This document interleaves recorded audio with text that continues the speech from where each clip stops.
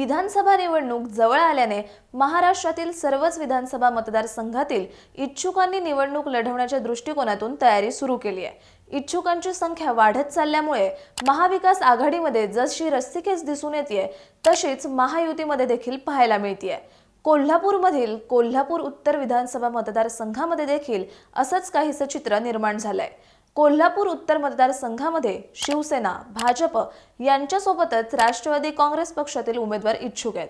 यामुळे महायुतीत निवडणुकीच्या जागा वाटपावरून वाद होण्याची शक्यता आहे। महायुतीमधील तीनही घटक पक्षातील कोणकोणते नेते इच्छुक आहेत या संदर्भात आपण या व्हिडिओतून जाणून घेणार आहोत। नमस्कार, मी Ruchita Ghusalkar for the people news मध्ये आपलं स्वागत। व्हिडिओला सुरुवात करण्यापूर्वी फॉर द पीपल न्यूजला सबस्क्राइब करा, लाईक व फॉलो जरूर करा। 2019च्या विधानसभा निवडणुकीत कोल्हापूर उत्तर विधानसभा मतदारसंघात काँग्रेसच्या चंद्रकांत जाधव यांनी शिवसेनेच्या राजेश क्षीरसागर यांचा 15,199 मतांनी पराभव केला होता। परंतु आमदार चंद्रकांत जाधव यांचं कोरोनामुळे 2021 मध्ये निधन झालं। त्यामुळे 2022 मध्ये या विधानसभा मतदारसंघात पोटनिवडणूक झाली। त्यावेळी काँग्रेसच्या जयश्री जाधव यांनी भाजपच्या सत्यजित कदम यांचा 18,847 मतांनी पराभव केला। पण या पोटनिवडणुकीत भाजपच्या सत्यजित कदम यांना 77,645 मतं मिळाली। त्यामुळे आगामी विधानसभा निवडणुकीसाठी सत्यजित कदम यांनी निवडणूक लढवण्यासाठी दावा केलाय।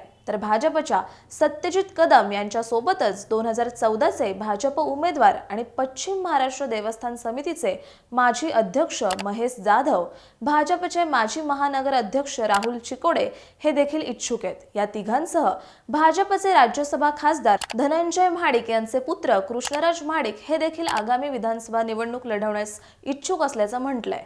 कृष्णराज महाडिक एक ॲथलीट, उद्योजक, समाजसेवक आहेत आणि गेल्या काही वर्षात सोशल मीडियावर तो प्रसिद्ध आहे। त्याचं फॅन फॉलोइंग मोठं आहे। विशेष करून तरुणांमध्ये त्याची चांगली क्रेज आहे। धनंजय महाडिक यांनी मुलगा कृष्णराजसाठी या मतदारसंघावर दावा सांगितला खरा, पण सत्यजित कदम हे माजी आमदार महादेवराव महाडिक यांचे भाचे आहेत।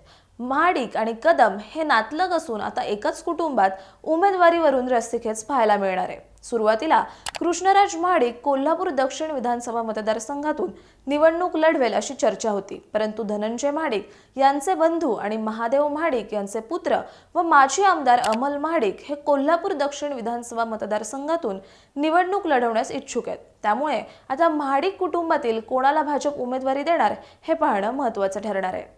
या मतदारसंघाचे विद्यमान आमदार चंद्रकांत जाधव यांचे निधन झाल्यामुळे 2022 मध्ये येथे पोटनिवडणूक झाली होती। झालेल्या पोटनिवडणुकीत शिवसेनेने काँग्रेससाठी ही जागा सोडली होती, परंतु यंदाच्या निवडणुकीत शहरातील एक जागा शिवसेनेला सोडण्यात यावी असा दावा शिवसेनेच्या राजेश क्षीरसागर यांनी केलाय। क्षीरसागर म्हणाले की महायुतीत मिठाचा खडा पाडू नये याची दक्षता घेतली जाते।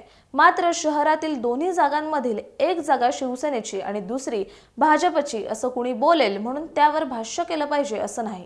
2014 मध्ये कोल्हापूर जिल्ह्यात 10 पैकी 6 आमदार शिवसेनेचे निवडून आलेले, पण 2019च्या विधानसभेला अंतर्गत हेवे दाव्यांमुळे शिवसेनेचा केवळ एक आमदार निवडून आला।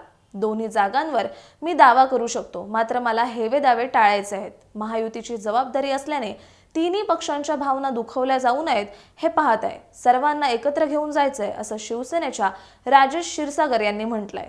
तर क्षीरसागर यांच्या बोलण्यातून शिवसेना कोल्हापूर उत्तरच्या जागेवर ठाम असल्याचं दिसून आलं। राजेश क्षीरसागर हे सलग 2 वेळा या मतदारसंघातून निवडून आलेत। 2009च्या विधानसभा निवडणुकीत क्षीरसागर यांनी काँग्रेसच्या उमेदवार मालोजीराजे छत्रपती यांचा 3,687 मतांनी पराभव केला होता। तर 2014च्या निवडणुकीत त्यांनी काँग्रेसच्या सत्यजित कदम यांचा 22,421 मतांनी पराभव केला होता। भाजप आणि शिवसेनेत उमेदवारीवरून रस्सीखेच सुरू असतानाच आता राष्ट्रवादी काँग्रेसने देखील यामध्ये उडी घेतली आहे। राष्ट्रवादी काँग्रेस पक्षाचे महानगर अध्यक्ष आदिल फरास हे देखील आगामी विधानसभा निवडणूक लढवण्यास इच्छुक आहेत। महायुतीमधील तीनही घटक पक्षातील नेते इच्छुक असल्यामुळे महायुतीकडून नेमकी कोणाला उमेदवारी मिळणार हे जागा वाटपावेळी स्पष्ट होईलच। याविषयीचं तुमचं मत कमेंट करून सांगा। व्हिडिओ आवडल्यास लाईक करा आणि फॉर द पीपल न्यूजला YouTube, फेसबुकवर सबस्क्राइब, लाईक व फॉलो करायला विसरू नका। धन्यवाद। भारत दुनिया का सबसे बड़ा लोकतंत्र और एनएलसी भारत देश का सबसे बड़ा गैर राजनीतिक मंच। शक्तिशाली लोकतंत्र के लिए राहुल कराट का सार्थक कदम मुंबई में हुआ ऐतिहासिक प्रथम राष्ट्रीय विधायक सम्मेलन।